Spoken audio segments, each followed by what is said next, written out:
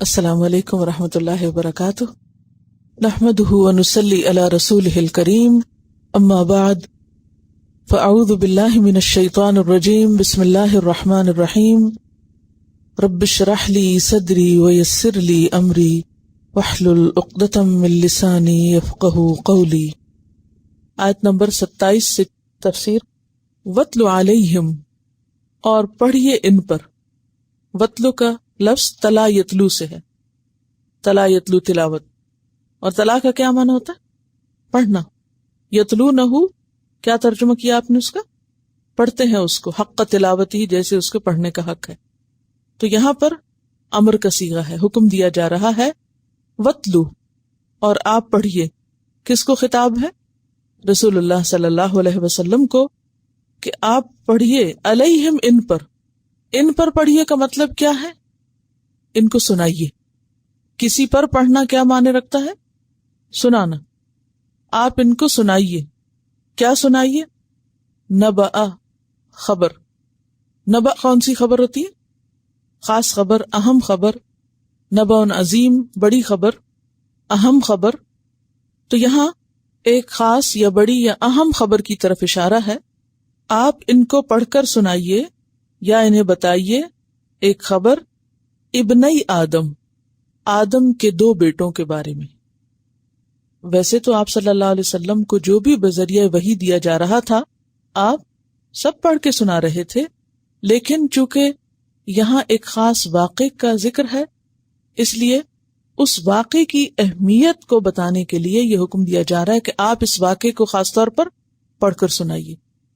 تو جب ایک خاص واقعے کو پڑھنے کے لیے کہا جا رہا ہے تو اس سے کیا پتہ چلتا ہے کہ جو واقعہ آ رہا ہے وہ بہت اہم ہے۔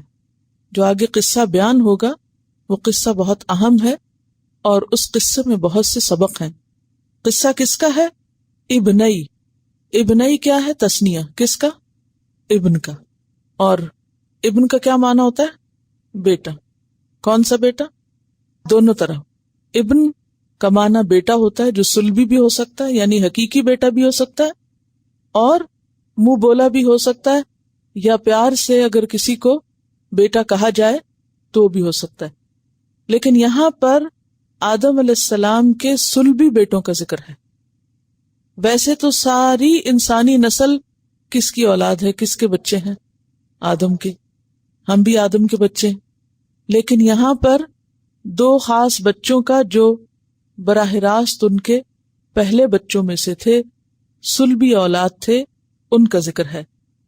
ان کا نام کیا تھا؟ حابیل اور قابیل، جو تاریخ میں آتا ہے۔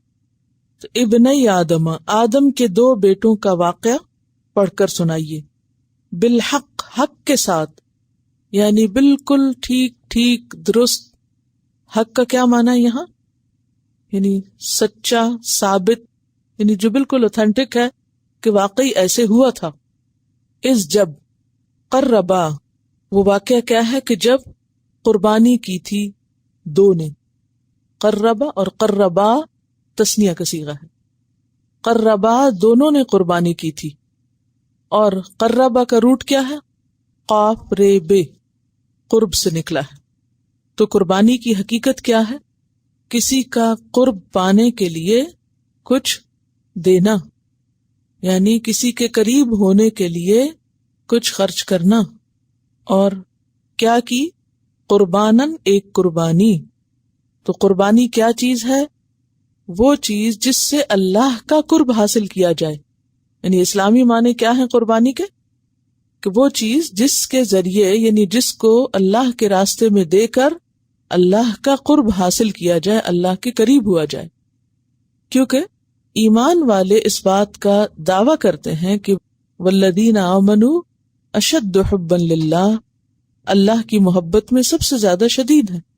ان کے دل میں مال سے، اولاد سے، اپنی جان سے، ہر چیز سے زیادہ پیاری چیز کیا ہے؟ اللہ کی ذات۔ تو یہ تمام چیزیں، خواہ انسان کی اپنی جان ہے یا مال ہے یا اولاد ہے یا جو بھی اس کی پوزیشن میں ساری چیزیں ہیں، یہ اللہ اور بندے کے درمیان حائل ہو جاتی۔ تو وقتاً فوقتاً بندہ ان چیزوں کو اللہ کے راستے میں جب دے دیتا ہے تو گویا ہٹا دیتا ہے، بیریئر ختم ہوتے جاتے ہیں، جب وہ چیزیں ہٹتی جاتی ہیں تو بندہ اللہ کے قریب تر ہوتا چلا جاتا ہے، یا ایک ایک سٹیپ اوپر چلتا چلا جاتا ہے۔ تو اس قربا قربانن، جب ان دونوں نے قربانی کی، اس سے اندازہ کریں کہ قربانی کا جو کانسیپٹ ہے وہ کوئی موجودہ دور کا کانسیپٹ نہیں ہے، وہ صرف نبی صلی اللہ علیہ وسلم نے آ کر نہیں دیا، بلکہ وہ کب سے ہے؟ آدم علیہ السلام کے زمانے سے، جبکہ ان کے 2 بیٹوں نے اللہ کے راستے میں قربانی کی۔ وہ قربانی کس چیز کی تھی؟ اس کی یہاں تفصیل نہیں ملتی۔ قرآن اور سنت سے یہ نہیں پتا چلتا کہ وہ چیز کیا تھی، اور اس کی ضرورت بھی نہیں، بس قربانی تھی۔ اور قربانی کسی بھی چیز کی ہو سکتی، کیونکہ قربانی میں اصل میں یہ نہیں دیکھا جاتا کہ دیا کیا جا رہا ہے، کیا دیکھا جاتا ہے کہ جذبہ کیا ہے پیچھے، دینے والے کی حیثیت کیا ہے، اس کے احساسات کیا ہیں، یعنی انسان کا جیسے دل دیکھا جاتا ہے۔ تو اس لیے غیر ضروری بات نہیں بتائی گئی۔ کیوں؟ اس لیے کہ اگر اس موقع پر یہ بتایا جاتا کہ دونوں نے مثلاً بکری کی قربانی کی، یا یہ کہا جاتا کہ وہ سونے چاندی کی قربانی کی، تو اس سے کیا ہوتا؟ توجہ کس کی طرف چلی جاتی؟ وہ چیزوں کی طرف۔ جو ہی ہم سنتے کہ اچھا بکری تھی یا بھیڑ تھی یا گائے تھی یا کیا تھا، تو پڑھتے پڑھتے ہمارا دھیان بکریوں بیڑوں کی طرف منتقل ہو جائے۔ لیکن جب کسی چیز کا نام نہیں لیا گیا تو اس سے مزید اس کام کی اہمیت واضح ہوئی کہ اصل چیز کام ہے، نام نہیں۔ اذ قربا قربانن، جب ان دونوں نے قربانی کی ایک قربانی، فتقبلا، تو قبول کر لی گئی، قاف بے لام، من احدہما، ان دونوں میں سے ایک سے، ایک کی قربانی قبول ہوئی، ولم یتقبل، اور نہ قبول کی گئی، من الآخر، دوسرے سے، دوسرے کی قربانی قبول نہ ہوئی۔ بعض روایات میں آتا ہے کہ اس دور میں آسمان سے آگ آ کے قبول شدہ قربانی کو کھا لیتی تھی، جو اس بات کا سمبل ہوتا تھا کہ قربانی قبول ہو گئی۔ بہرحال قرآن ہمیں بتاتا ہے کہ دونوں میں سے ایک کی قربانی قبول ہوئی، دوسرے کی نہیں ہوئی۔ تو اس سے کیا پتہ چلتا ہے کہ انسان اللہ کے راستے میں جب کوئی چیز خرچ کرتا ہے تو ضروری نہیں کہ وہ خرچ کیا ہوا قبول بھی ہو جائے۔ قبولیت کی کچھ شرائط ہیں، ان میں سب سے پہلی شرط ہے اخلاص نیت۔ اللہ صرف اس عمل کو قبول کرتا ہے جو اس کے لیے کیا جائے۔ جس عمل میں کسی دوسرے کو شریک کر لیا جائے، نیت خراب ہو جائے، وہ عمل اللہ کو پسند نہیں آتا، اللہ تعالیٰ اس کو چھوڑ دیتا۔ وہ حدیث قدسی میں آتا نا، میں شرکاء کی شرکت سے بالکل بے نیاز ہوں، جس نے میرے لیے عمل کیا اور اس میں کسی اور کو شریک کر دیا تو میں اس کو چھوڑ دیتا ہوں۔ تو یہ پہلی شرط ہے قبولیت کی۔ دوسری شرط یہ ہے کہ خصوصاً جب کوئی مال یا کوئی چیز اللہ کے راستے میں خرچ کی جائے یا قربان کی جائے تو وہ جائز ذریعے سے حاصل کی ہوئی ہو، مثلاً وہ چوری کا مال نہ ہو، سود نہ ہو، حرام طریقے سے کمایا ہوا نہ ہو، کوئی حرام چیز نہ ہو، کوئی ردی اور بیکار چیز نہ ہو۔ تو اس لیے دونوں کا بظاہر عمل ایک جیسا تھا، لیکن ایک کا عمل قبول ہو گیا اور دوسرے کا عمل قبول نہ ہوا، کیونکہ دوسرے کا طریقہ یا درست نہیں تھا یا اس کی نیت درست نہیں تھی یا وہ چیز ٹھیک نہیں تھی جو دی گئی۔ آپ دیکھیے کہ جب ایک انسان دوسرے انسان کو کوئی چیز دیتا ہے تو عموماً جو لینے والا ہوتا ہے وہ قبولیت کے مختلف درجے پہ ہوتا ہے۔ مثلاً کبھی کوئی شخص آپ کو کچھ دیتا ہے تو آپ بہت خوشی سے قبول کرتے ہیں، کبھی کوئی آپ کو کچھ دیتا ہے تو آپ لیتے ہوئے بوجھ محسوس کرتے ہیں، کبھی آپ اس کو واپس کر دیتے ہیں، آپ قبول نہیں کرتے۔ فرق کس چیز کا ہوتا ہے؟ کس کا آپ خوشی سے قبول کرتے ہیں اور کس کی چیز کو آپ ریجیکٹ کر دیتے ہیں اور کس کی چیز کو آپ اپنے لیے بوجھ سمجھتے ہیں؟ بتائیے۔ یہ کہہ رہی ہیں کہ جو کوئی خوشی سے دیتا ہے اس کی چیز لیتے ہوئے بھی خوشی محسوس ہوتی ہے۔ تو آپ کسی کے دل میں جھانک کے دیکھتے ہیں کہ کسی نے خوشی سے دیا کہ نہیں۔ جو چیز آپ کی ضرورت ہو یا آپ کی پسند کی ہو اس کو آپ خوشی سے قبول کرتے ہیں، اور دینے والے کے انداز اور محبت اور شوق پر بھی ڈپینڈ کرتا ہے کہ اس کا دیتے وقت انداز کیا ہے.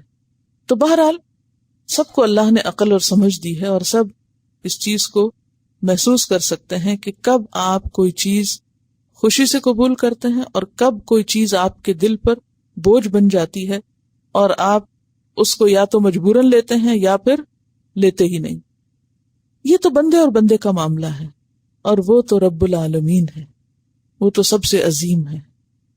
اور اگر دینے والا واقعی یہ چاہتا ہو کہ اس کی چیز لے لی جائے، چاہے وہ آپ کسی انسان کو دیں اور آپ یہ چاہیں کہ آپ کی دی ہوئی چیز دوسرا رد نہ کرے، لے لے، تو اس صورت میں آپ کا انداز کیا ہوگا؟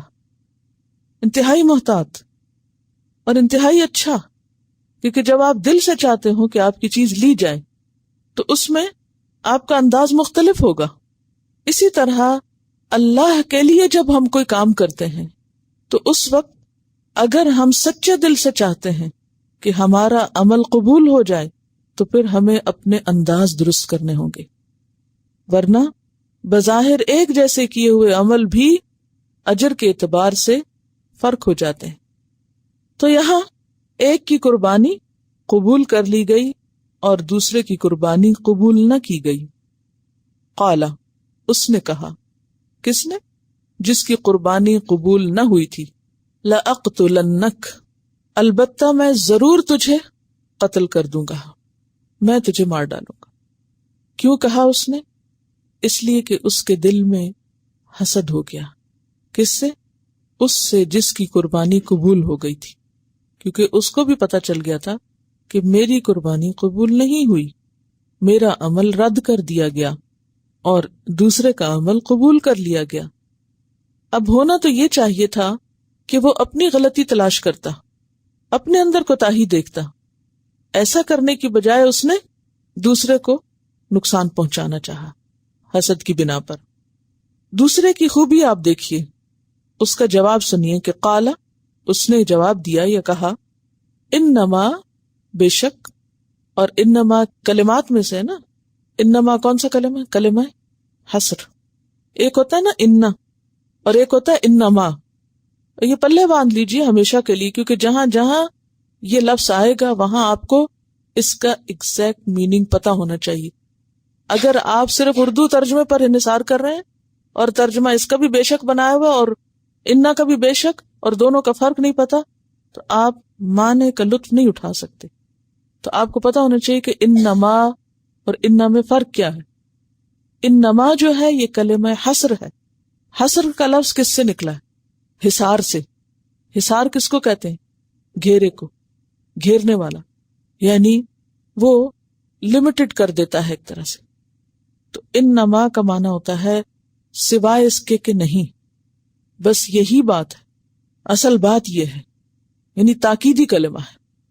انما، بے شک، یتقبل اللہ، قبول کرتا ہے اللہ، من المتقین، تقوی والوں سے. اللہ تقوی والوں کی قربانی، متقین کی قربانی قبول کرتا ہے، ہر ایک کی نہیں کرتا. جیسے ہر ایک کا تحفہ یا نذرانہ قبول نہیں کیا جاتا، ایسے ہی اللہ کے ہاں بھی ہر ایک کا بظاہر دیکھنے میں جو اچھا کام ہے وہ قبول نہیں ہوتا. اگر کوئی چاہتا ہے کہ اس کا عمل، اس کی قربانی قبول کی جائے تو اسے اپنے اندر تقوی پیدا کرنا ہوگا. اور تقوی اس گہرے احساس کا نام ہے جس میں واقعی اللہ کا ڈر شامل ہوتا ہے کہ انسان کام کر کے بھی یہ سمجھتا ہے کہ اس نے کچھ نہیں کیا، ابھی اس نے حق ادا نہیں کیا.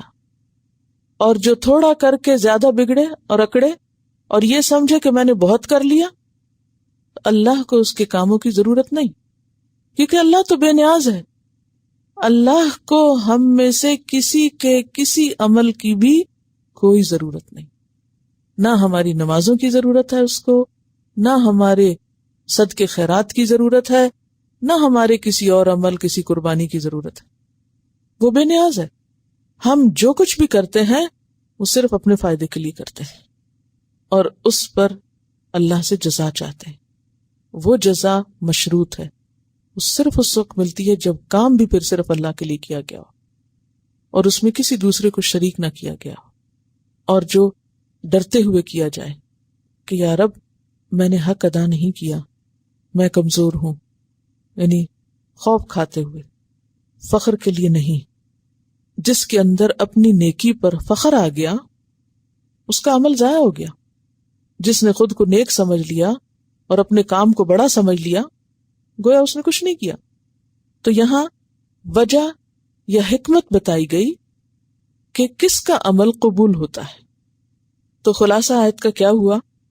سب سے پہلے یہ کہ اس قصے یا اس واقعے کی اہمیت پتہ چلتی ہے، کیونکہ نبی صلی اللہ علیہ وسلم کو خاص طور پر اس واقعے کو پڑھ کے سنانے کی تلقین کی جا رہی. ویسے تو آپ سارا ہی قرآن پڑھیں گے لوگوں پر، لیکن جہاں بھی یہ لفظ آتا ہے پڑھ کر سنائیے، اور پھر نبأ کا لفظ آیا تو اس سے پتہ چلتا ہے کہ واقعہ بہت اہم ہے، اور اس میں ساری اولاد آدم کے لیے بہت سے سبق ہیں، بہت کچھ سیکھنے کو ہے.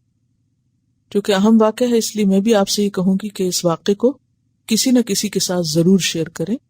یہ آپ کا ہوم ورک ہے، خواہ اپنے بچوں کے ساتھ کریں، شوہر کے ساتھ کریں، کسی کے ساتھ بھی شیئر کریں، اٹس اپ ٹو یو. لیکن جب نبی صلی اللہ علیہ وسلم سے کہا جا رہا ہے کہ آپ سنائیے ان کو، تو پھر آپ کی امت کے فرد کی حیثیت سے ہمیں بھی اسے آگے سنانا ہے. اور اس آیت سے یہ بات بھی پتہ چلتی ہے کہ بظاہر ایک جیسے نظر آنے والے کام یا بظاہر بڑے بڑے نظر آنے والے کام اگر صحیح جذبے اور نیت کے ساتھ نہ ہوں تو عمل میں زمین آسمان کا فرق پڑ جاتا ہے. اور پھر اہم ترین بات یہ کہ تقوی قبولیت عمل کی بنیاد ہے.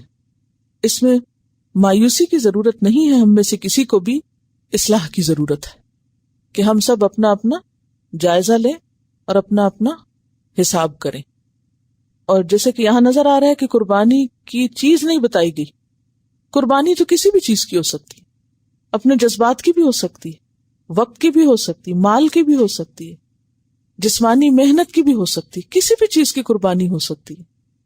کہ ہر وہ محبوب چیز جو آپ اپنے لیے پسند کرتے تھے یا آپ اپنی مرضی کے مطابق اسے خرچ کرنا چاہتے تھے، آپ نے اس کو اللہ کی مرضی کے مطابق دینے کا ارادہ کیا، یہ دے دیا.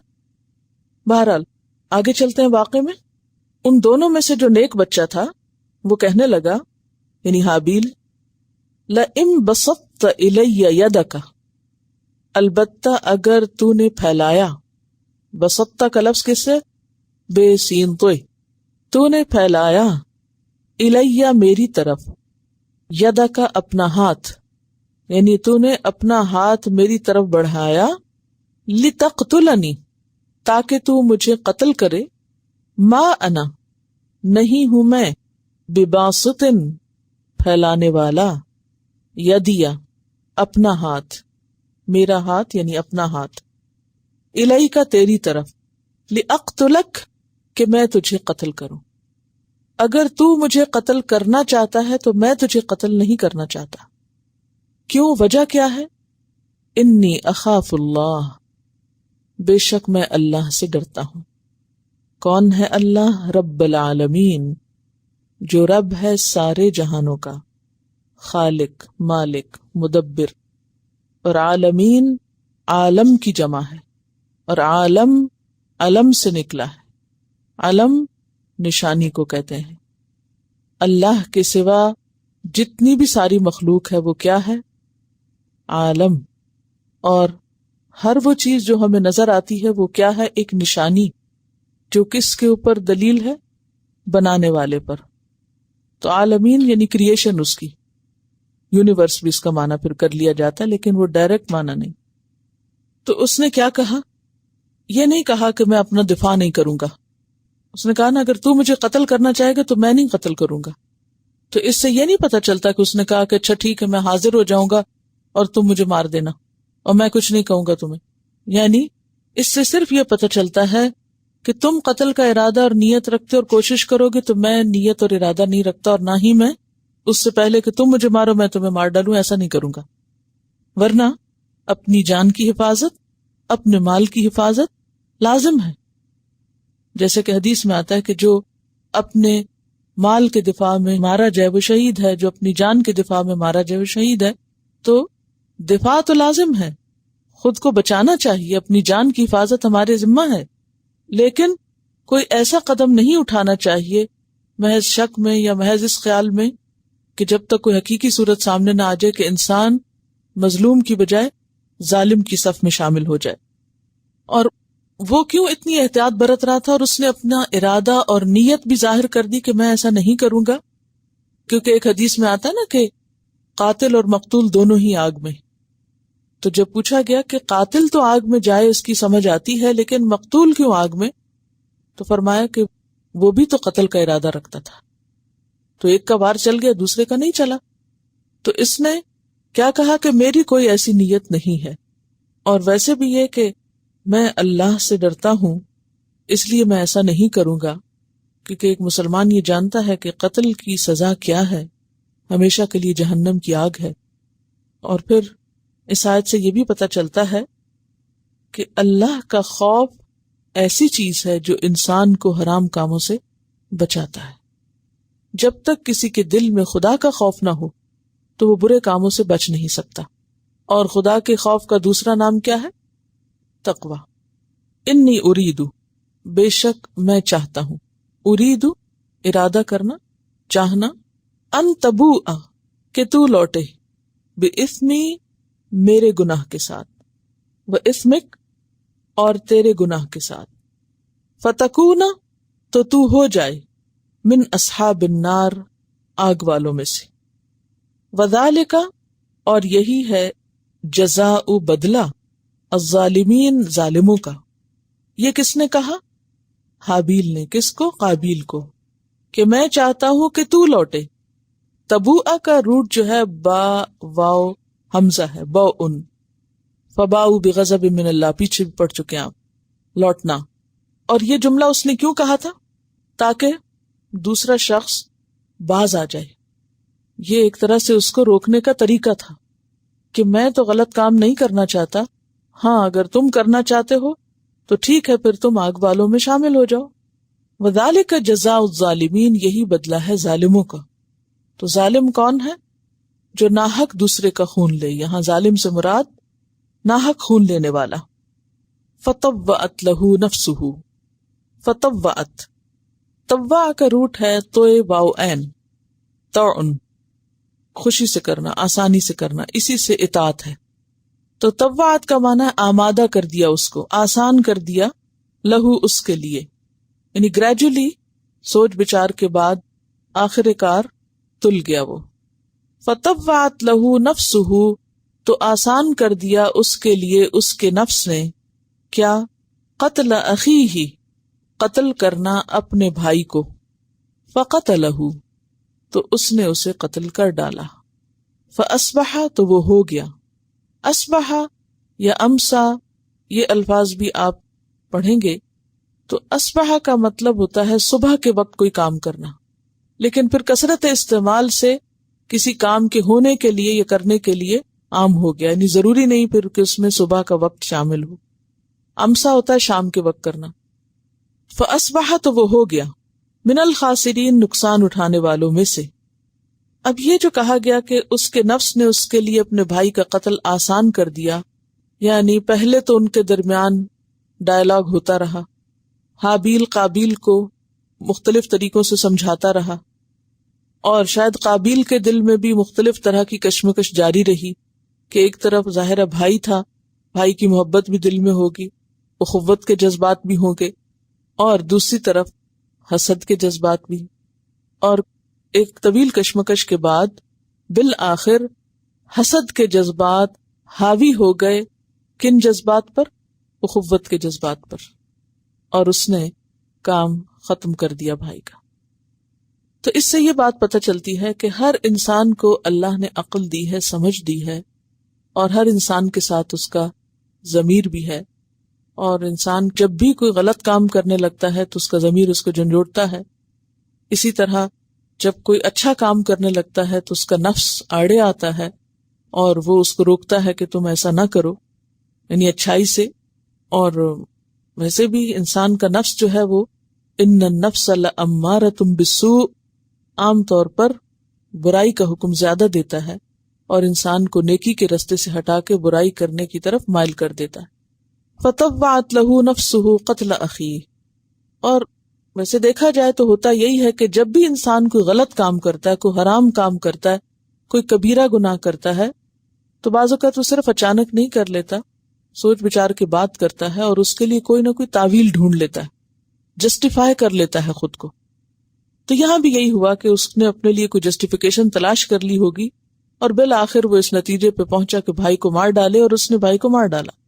فقتلہ، لیکن جو ہی قتل کیا تو وہ قاتل کس میں شمار ہو گیا؟ خاسرین میں۔ انسان کسی کو نقصان دیتے وقت کیا سمجھتا ہے؟ یا کسی کا کام تمام کرتے وقت، یا کسی کے مال یا جان یا عزت میں کوئی نقصان کرتے وقت، انسان عموماً اپنے ایسے جذبات کی تسکین کرتا ہے جو دوسرے کے خلاف عداوت پر مبنی ہوتے ہیں، اور انسان یہ سمجھتا ہے کہ شاید وہ دوسرے کا نقصان کر رہا ہے۔ قاتل جب کسی کو قتل کرتا ہے تو کیا سوچ کے کرتا ہے؟ کہ وہ دوسرے کو ختم کرے، دوسرے کو نقصان دے۔ لیکن حقیقت کیا ہے اس بات کی؟ دوسرے کے لیے گڑھا کھودنے والا خود اس میں گرتا ہے۔ جو دوسرے کے اوپر ظلم کرتا ہے وہ دراصل اپنے آپ پہ ظلم کر رہا ہوتا ہے، جو دوسرے کو نقصان دیتا ہے وہ دراصل اپنے آپ کو نقصان دے رہا ہوتا ہے، اور عموماً انسان اس بات کو بھول جاتا ہے۔ تو یاد رکھیے کہ کسی پر زیادتی کرنا دراصل خود اپنے آپ پہ زیادتی کرنا ہے، کسی کو ستانا دراصل خود اپنے آپ کے لیے ستائے جانے کا بندوبست کرنا ہے۔ فَأَصْبَحَ مِنَ الْخَاسِرِينَ، وہ کن لوگوں میں شامل ہو گیا؟ خاسرین میں شامل ہو گیا۔ اب قتل کر چکا، لیکن یہ نہیں پتا تھا کہ اب مقتول کی لاش کو کیا کرے، کیونکہ اس سے پہلے دنیا میں نہ تو وفات ہوئی تھی کسی کی اور نہ ہی کوئی قتل ہوا تھا۔ آدم علیہ السلام کی دنیا میں آنے کے بعد یہ پہلا واقعہ تھا انسان کے مرنے کا، زندگی کے بعد دنیا پر یہ پہلی موت تھی، لہذا کوئی بھی نہیں جانتا تھا کہ مردے کے ساتھ کیا کیا جائے، اور چونکہ قتل کا کیس تھا اس لیے وہ کسی سے جا کے پوچھ بھی نہیں سکتا تھا، مشورہ بھی نہیں کر سکتا تھا، اسے چھپانا بھی تھا اس کو، اس جرم کو۔ اب اس کو لاش چھپانا تھی، اب وہ کس سے پوچھے؟ لاش رکھی ہوئی ہے بھائی کی اور کوئی پتہ نہیں کہ اب اس کے ساتھ کرنا کیا ہے۔ فبعث اللہ غرابا، تو اللہ نے بھیجا غراباً ایک کوا، اللہ نے اسے دفن کرنے کا طریقہ سکھانے کے لیے ایک کوا بھیجا۔ تو اس سے کیا پتہ چلتا ہے کہ انسان نے بہت سی چیزیں پرندوں سے سیکھی ہیں، حتیٰ کہ کہتے ہیں کہ کپڑا بننا جو ہے اس کے پیچھے بھی یہی چیز ہے۔ بعض پرندے جو اپنے گھونسلے بناتے ہیں نا، تو جس طرح وہ ویور ہوتے ہیں اور وہ اس کو بنتے ہیں یا اس کے ڈیزائن بناتے ہیں، تو انسان نے بہت کچھ ان سے سیکھا۔ فبعث اللہ غرابا، اللہ نے ایک کوا بھیجا۔ کس لیے بھیجا؟ یبحث فی الارض، کیا کر رہا تھا کوا؟ زمین کو کرید رہا تھا۔ یبحث، بحث، بے حیث، بحث کا مطلب ہوتا ہے کریدنا، کھودنا۔ وہ زمین کھودنے لگا، گڑھا بنانے لگا۔ لیریہ، کس لیے وہ یہ کر رہا تھا؟ تاکہ وہ دکھائے اس کو، کس کو؟ قابیل کو۔ یوریہ کا کیا روٹ ہے؟ رآ، دیکھنا۔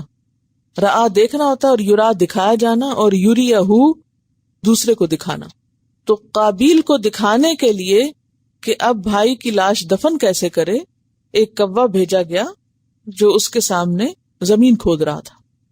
کیفا، کس طرح؟ یواری، یواری کا روٹ واو رے، یہ ورا سے ہے۔ ورا کس کو کہتے ہیں؟ پیچھے۔ اور پیچھے جو چیز ہوتی ہے وہ کیا ہوتی ہے؟ آپ کے پیچھے جو چیز ہے وہ ایک طرح سے آپ سے پوشیدہ ہے، چھپی ہوئی ہے۔ تو ورا جو ہے وہ چھپانے والی چیز، یعنی ایسی چیز جس کی آڑ میں کوئی ہو جائے، چھپ جائے۔ تو کیف یواری، کس طرح چھپائے؟ کیا؟ سوءتا، لاش۔ سوء کا لفظ جو ہے وہ سوء سے ہے۔ سوء کس کو کہتے ہیں؟ برائی کو۔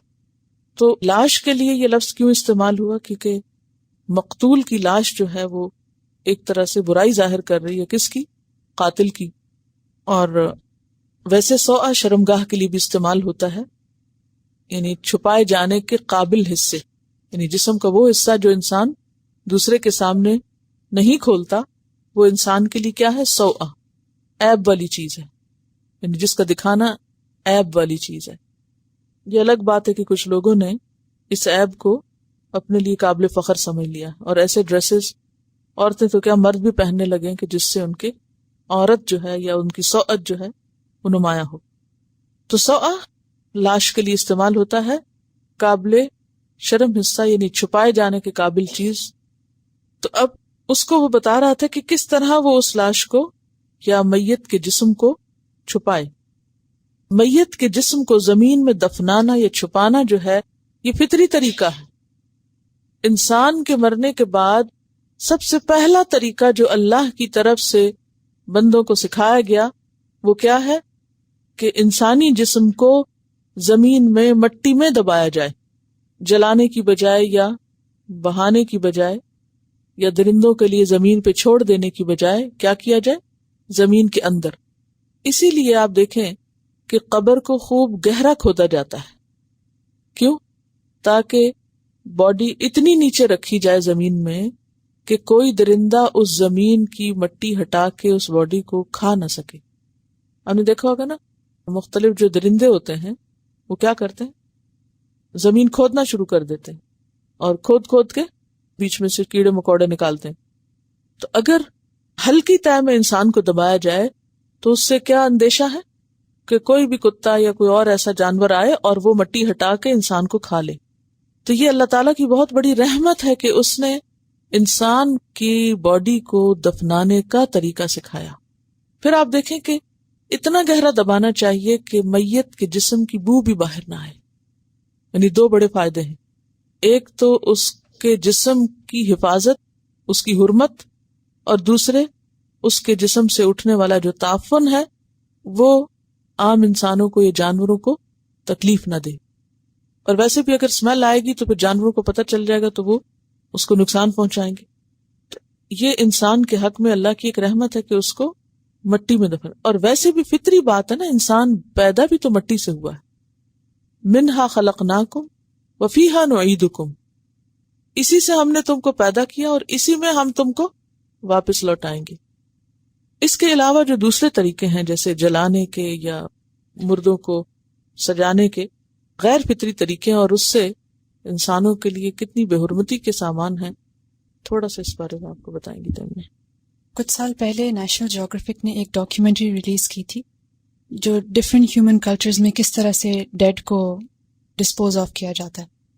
تو انہوں نے ڈفرینٹ ریلیجنس کے بارے میں بتایا تھا، ہندوازم کا، مسلمس کا، پھر اسی طرح انڈونیشیا، ملیشیا وغیرہ میں کس طرح سے ٹریٹ کرتے ہیں. اسی طرح سے ڈفرینٹ ویز کا دکھایا تھا. تو سب سے پہلے انہوں نے بتایا تھا کہ انڈیا میں ہندوز ڈیڈ باڈیز کو کس طرح برن کرتے ہیں. آپ سب کو پتا ہوگا کہ دے کمپلیٹلی برن دا باڈی، اور جو پارٹس نہیں برن ہوئے تھے کس طرح اس کو بیٹ کر رہے تھے وتھ اسٹکس اینڈ اسٹونس تاکہ وہ بالکل کرمبل ہو جائے، بالکل ختم ہو جائے، بالکل ایش بن جائے، اور پھر اس کو ریور میں ڈالتے تھے. اسی طرح ایک اور آئی بلیو واز انڈونیشیا اور ملیشیا، اسی طرح کہیں پر تھا. بہت پرانا کلچر تھا ان لوگوں کا. اور ان لوگوں کا کلچر یہ کہ جب کوئی مر جاتا ہے تو اس کی ڈیڈ باڈی کو ایک گھر کے اندر رکھتے ہیں فار 1 year، 1 سال کے لیے ڈیڈ باڈی کو جس طرح ممی بنا کے رکھتے ہیں، سالٹ وغیرہ کوئی ایسڈ وغیرہ لگا کے رکھتے ہیں پورے 1 سال کے لیے. And throughout the year ان لوگوں کے فیسٹیولز وغیرہ ہوتے رہتے ہیں، فیملیز آتی ہیں، وزٹ کرتی ہیں، بالکل ڈیڈ باڈی پڑی ہوئی اور ساتھ بیٹھے ہیں، کھانا کھا رہے ہیں، باتیں کر رہے ہیں، بالکل ہی نارملی لے رہے ہیں جس طرح سے. اور پھر جو فیملی والے ہوتے ہیں ان پر سارا برڈن آتا ہے کہ کتنی ان لوگوں کو دعوتیں کرنی پڑتی ہیں. اور پھر آفٹر 1 year ایک پورا ٹیمپل بنایا جاتا ہے. پورے 1 سال میں بیسکلی ٹیمپل بن رہا ہوتا ہے ان کے لیے، کنسٹرکٹ کر رہے ہوتے ہیں وہ، اور پھر اس کو جا کر ڈیڈ باڈی کو وہاں پہ بیری کرتے ہیں. تو فائنینشلی پوری فیملی کے لیے ایک بہت بڑا برڈن ہوتا ہے. اسی طرح پھر بتایا تھا کہ how people are reacting towards this in US، کہ ڈیڈ کو کس طرح سے کریں گے.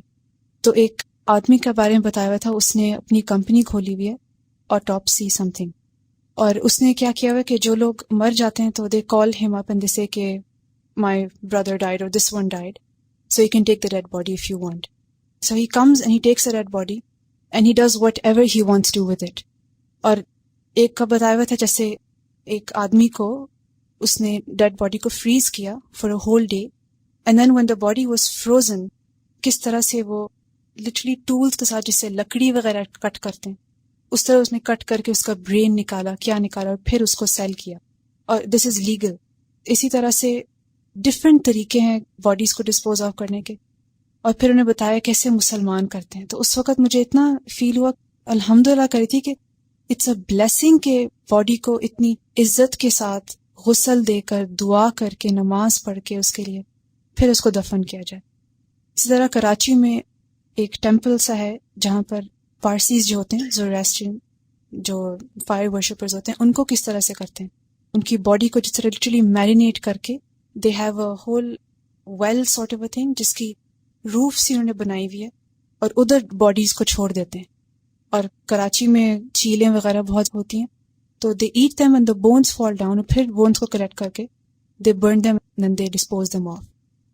اس طرح سے بہت ہی گروس طریقے بتائے ہوئے تھے کہ کس طرح سے ڈیڈ باڈیز کو ڈفرینٹ طریقوں سے لوگ ڈسپوز آف کرتے ہیں.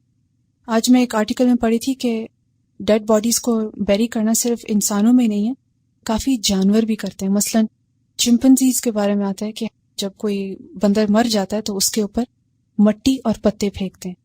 اسی طرح سے ہاتھی میں بھی یہ کسٹم ہوتا ہے کہ جب کوئی ہاتھی مر جاتا ہے, کیونکہ اکٹھے رہنے والے جانور ہیں, وہ بھی پتے اور مٹی ڈالتے ہیں تاکہ چھپ جائے باڈی. اور جو ماڈرن طریقے سے اب وہ جلانے کی بجائے اس کو کریمنیٹ کرتے ہیں اوون میں ڈال کے, اور جس میں اتنا ہائی ٹیمپریچر ہوتا ہے اس جگہ پر. السلام علیکم. 5-6 سال پرانی بات ہے کہ میرے پڑوسی تھے, ہندو فیملی, میری ہائے بائے ہمیشہ رہتی تھی ان سے. تو ان کی والدہ کا انتقال ہو گیا, تو انہوں نے کہا آپ نے ہمارے یہاں آنا ہے. تو یہاں پہ پیچھے ہی سیمیٹری ہے ان کی, تو میں ان کے ساتھ گئی. تو انہوں نے جو ہے نا گھی, تیل اور سب چیزیں ایسی انہوں نے اپنے ساتھ لی تھی. جب میں وہاں پہنچی نا ان کے ساتھ, تو انہوں نے کافن میں باڈی کو لٹایا ہوا تھا ان کی والدہ کو, اور پھر انہوں نے اس میں گھی, تیل اور اسپیشل چیزیں اس کے اندر ڈالیں. اور پھر جو ہے نا ان کے 2 سب سے بڑے بیٹوں نے اس کو ڈھکنے کو بند کیا, اور پھر اس میں اگربتی جلایا اور خوشبو وغیرہ سب کچھ کر کے پھر اس کو ہے نا اس کی ایک اسپیشل مشین پہ رکھا.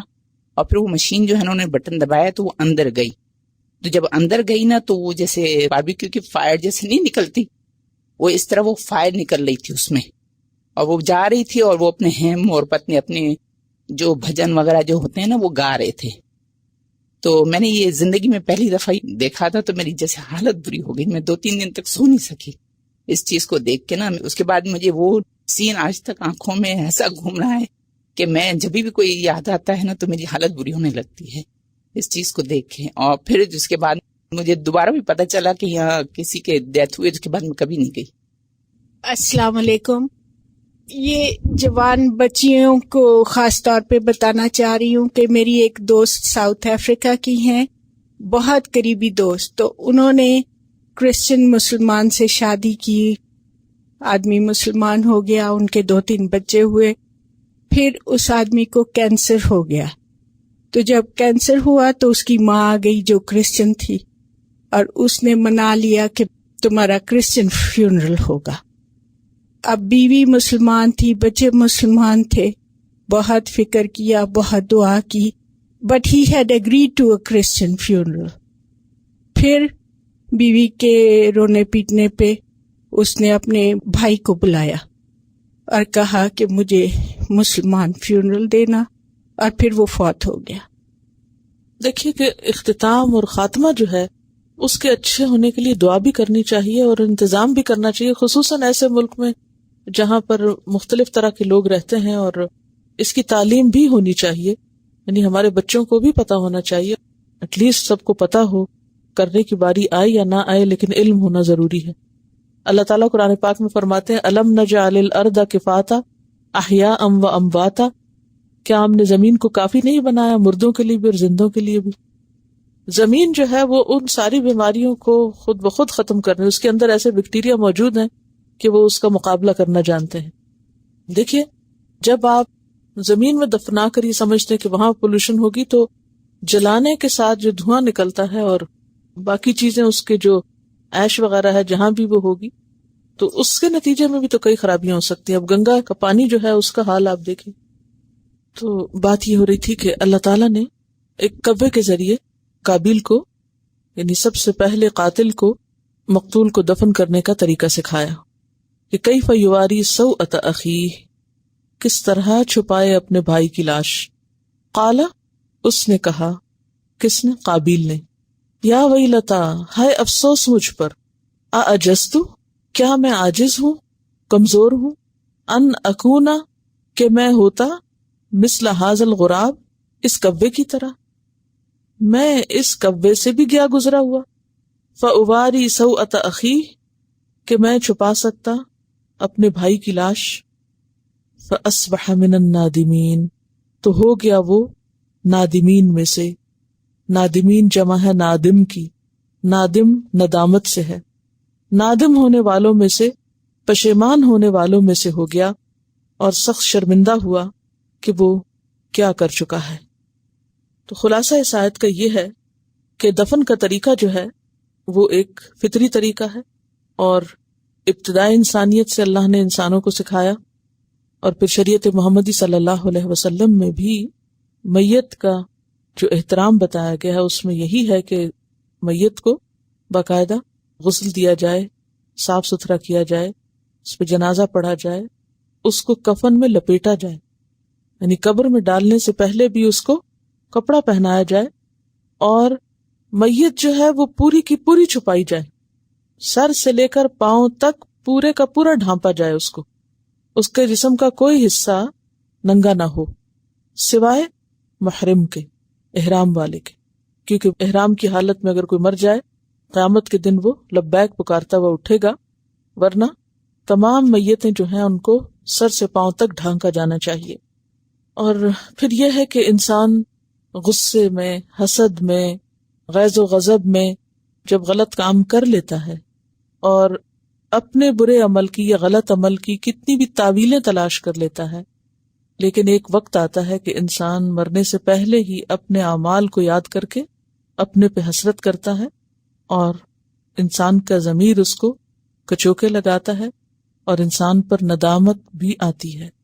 لیکن جو شخص ندامت سے بچنا چاہتا ہے اسے چاہیے کہ وہ گناہ سے بچ جائے، اور اگر کسی کو مرتے دم تک برائی یا غلط کام پر ندامت نہ ہو تو یہ نہ بھولے کہ قیامت کے دن تو لازمی طور پر اسے ندامت کا سامنا کرنا پڑے گا. من اجل ذالک، اس وجہ سے، کس وجہ سے؟ اسی واقعے کے بنیاد پر، کتبنا، ہم نے لکھ دیا، اور یہ لکھنا کون سا ہے؟ شرعی لکھنا، یعنی شریعت میں لکھ دیا، علی بنی اسرائیل، بنی اسرائیل پر. اور یہ صرف بنی اسرائیل کے لیے نہیں، ہمارے لیے بھی ہے، لیکن بنی اسرائیل کا ذکر خاص طور پر کیوں کیا گیا؟ اس لیے کہ ان کے ہاں قتل بہت تھا، اور خصوصاً انبیاء کا.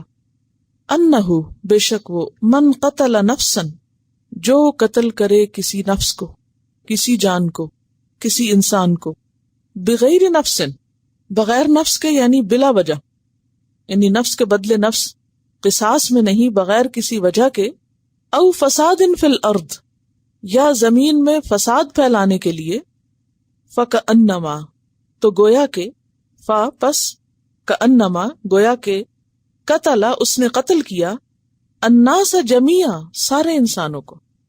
جس نے ایک قتل کیا گویا اس نے سارے انسانوں کو قتل کر دیا. وہ کیوں؟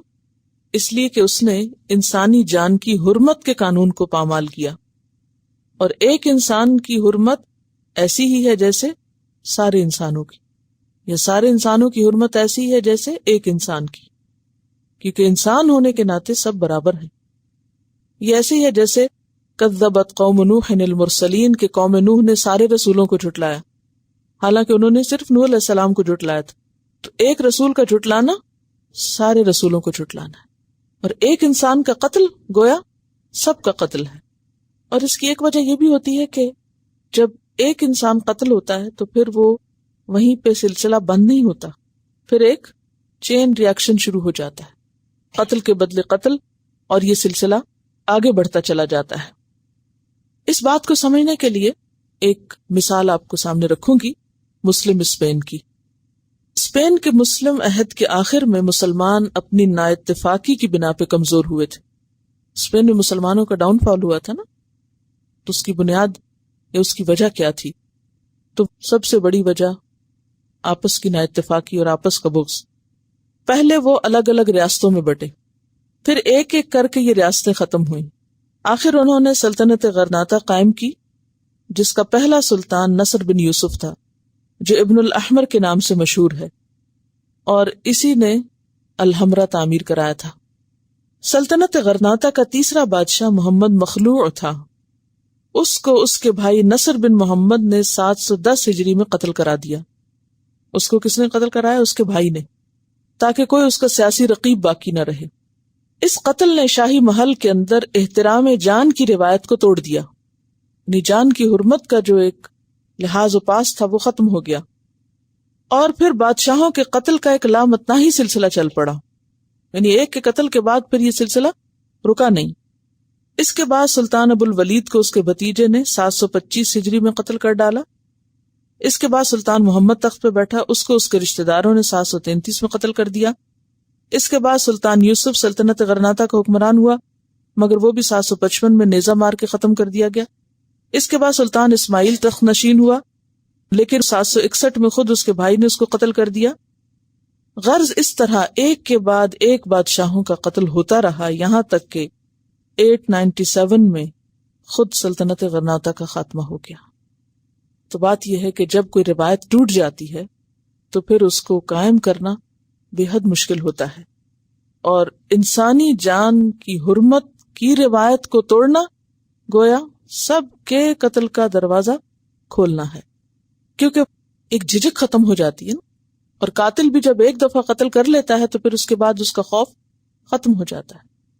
کوئی بھی کام انسان جب پہلی دفعہ کرتا ہے تو وہ اس کے لیے بہت بھاری ہوتا ہے، اور جب وہ کرتا چلا جاتا ہے تو پھر آسان ہو جاتا ہے۔ تو اس لیے ایک قتل محض ایک قتل نہیں، ایک قتل کا راستہ کھولنا اور قتل کو دعوت دینا ہے، اور ساری انسانیت کو قتل کرنا ہے۔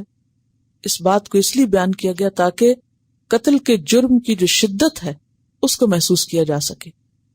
بعض اوقات قتل کرانے کے لیے ہٹ مین ہائر کیے جاتے ہیں جو قتل کر کر کے اتنے عادی ہو چکے ہوتے ہیں اور اتنے مشاق ہو جاتے ہیں اس اپنے کام میں کہ ان کے اندر سے احساس بھی ختم ہو جاتا ہے۔ وہ پیسے لیتے ہیں اور اسی طرح جا کے انسانوں کو مار دیتے ہیں جیسے کوئی کسی جانور کو ذبح کرتا ہے۔ سیریل کلرز بھی۔ وَمَنْ أَحْيَاهَا، اور جس نے اس کو زندہ کیا، یہ نہیں کہ اس میں جان ڈالی، مراد یہ کہ مرنے سے بچا لیا، یہ مراد ہے۔ احیاها، روح نہیں ڈالی بلکہ اسے مرنے سے بچایا۔ مثلا ایک شخص دوسرے کو قتل کرنے کا ارادہ کر رہا تھا، کسی کو پتہ چل گیا تو اس نے اس کو سمجھا کے اس کا غصہ ٹھنڈا کیا اور اس کو اس ارادے سے باز رکھا۔ یا پھر یہ ہے کہ لوگوں کے اندر اس بات کا شعور پیدا کیا کہ وہ انسانی جان کا احترام کریں۔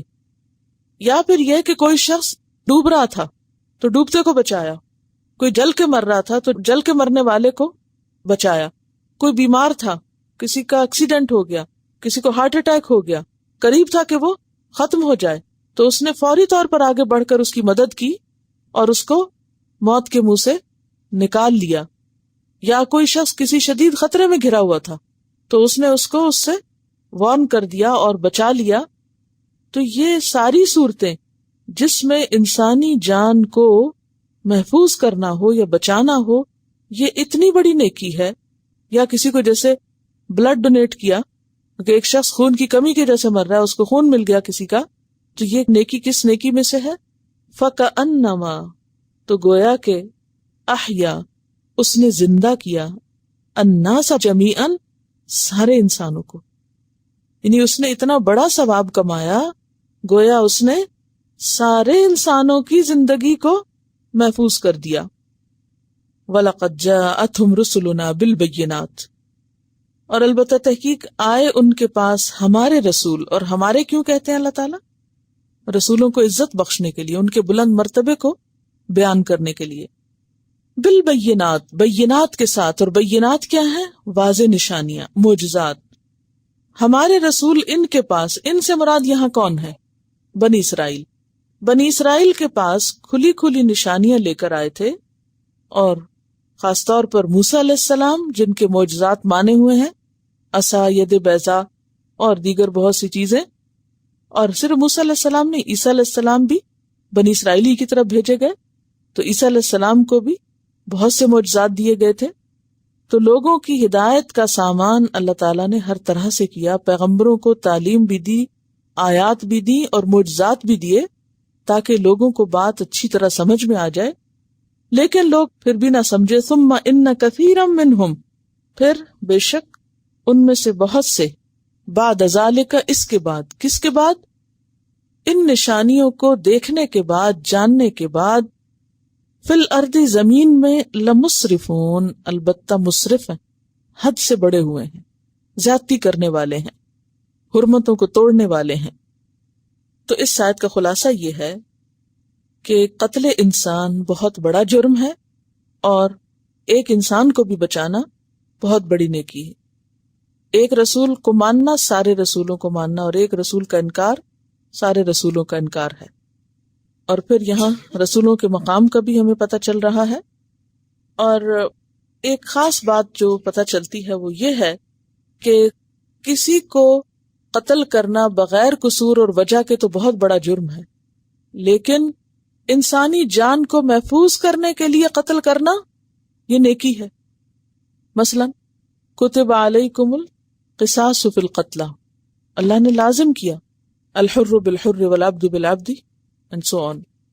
اور پھر کیا فرمایا؟ وَلَكُمْ فِي الْقِصَاصِ حَيَاتٌ يَا أُولِي الْأَلْبَابِ، اے عقل والو تمہارے لیے قصاص یعنی بدلہ لینے میں زندگی ہے. تو اگر کوئی شخص کسی کو قتل کرے اور بدلے میں اسے قتل کیا جائے تو یہ قتل اس میں شامل نہیں ہوگا. اسی لیے فرمایا من قتل نفسا بغیر نفس، تو النفس بالنفس جائز ہے.